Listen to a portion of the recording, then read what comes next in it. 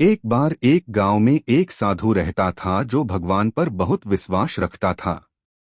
यह बार वह साधु पेड़ के नीचे बैठा था और भगवान को याद कर रहा था तो अचानक वहां बाढ़ आ गई। चारों तरफ पानी ही पानी। सब लोग अपने आप को बचने के लिए ऊपर पहाड़ की तरफ भागने लगे।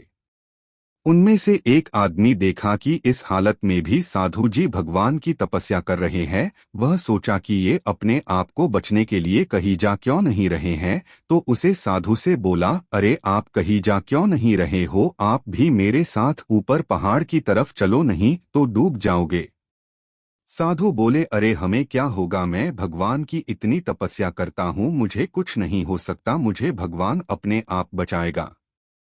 धीरे धीरे पानी साधु के कमर तक आ गया। अब लोग वहां से नाव लेकर निकलने लगे तो उनमें से एक ने साधु से कहा, अरे पानी आपके कमर तक आ गया है, आप हमारे साथ चलो। तो साधु ने कहा कि नहीं नहीं, भगवान मुझे अपने आप बचाएगा, और वह नाव वाला भी वहां से निकल गया। कुछ देर बाद पानी इतना बढ़ गया कि साधु के सर तक पहुंच गया और अब लोगों को बचने के लिए हेलीकॉप्टर निकलने लगे।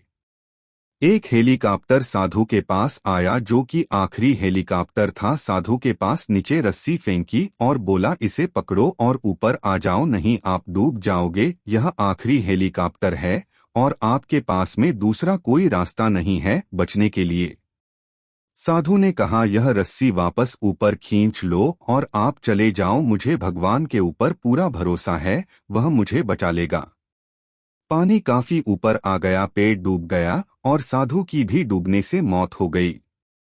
मरने के बाद साधु भगवान के पास गया और बोला, हे भगवान, मैंने पूरी जिंदगी आपकी तपस्या की, मेरा सारा जीवन आपकी आराधना करने में लगा दिया, फिर भी इतने भरोसे के साथ इंतजार किया कि तुम मुझे बचने आओगे, लेकिन वहां मेरी डूबकर मौत हो गई और तुम नहीं आए, ऐसा क्यों?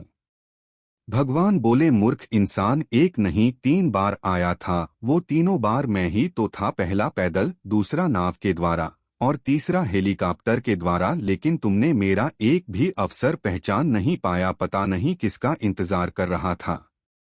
इस तरह से जिंदगी में हमें ऊपर वाला बहुत से मौके देता रहता है, लेकिन हम सब उस मौके को ठुकराकर पता नहीं किस चीज का इंतजार कर रहे होते हैं कि वो होगा तभी मैं करूंगा, और इस बात पर अड़े रहने से एक वक्त के बाद वो मौका हाथ से निकल जाता है और हम कुछ नहीं कर पाते हैं।